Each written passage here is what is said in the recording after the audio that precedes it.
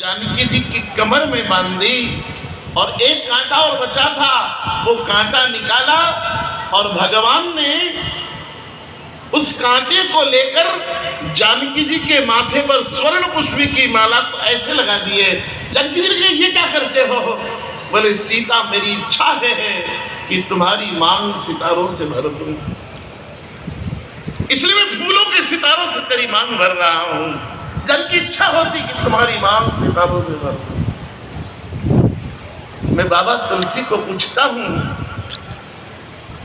कि मेरे माता पिता हैं सीताराम जी, आपने इनका ऐसा श्रृंगारिक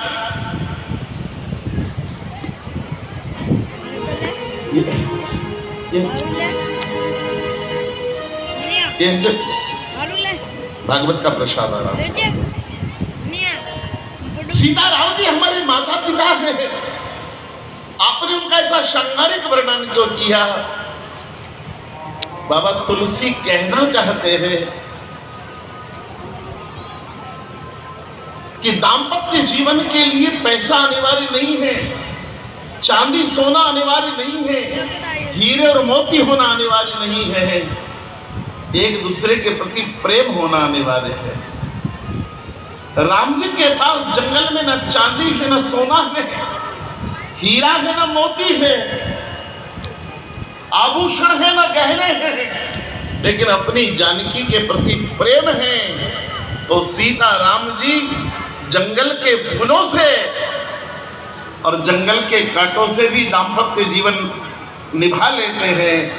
और हमारी कठिनाई ये है कि 20 तोला सोना तिजोरी में रखा है और पत्नी से बात किए 25 दिन हो गए। वो सोना, वो चांदी, वो हीरे मोती से घर नहीं चलता, घर तो पति पत्नी के प्रेम से चलता है। और एक जो बहुत महत्वपूर्ण बात मैं कहना चाहता हूं कि भगवान ने फिर जानकी जी के पैरों में पायजेब बांधने के लिए कहा कि फूलों का पायल मैं आपके पैरों में बांधना चाहती हूँ। बोले बांधो। तो बोले आपके चरण नीचे लटक रहे, वो चरण ऊपर लाओ। जानकी जी ने चरण स्फटिक शिला पर ऐसे ठक से रख दिया 30 डिग्री के एंगल से और कहा कि बांधो। भगवान ने कहा थोड़ा चरण हिलाओ तो मैं बांधू। जानकी जी ने कहा चरण स्थिर है तो बांधेगा, हिलाऊंगी तो नहीं बांधेगा। बोले नहीं नहीं, आप हिलाओगी चरण तो मैं बांध पाऊंगा। जानकी जी हंसी, बोले ये कैसी शर्त?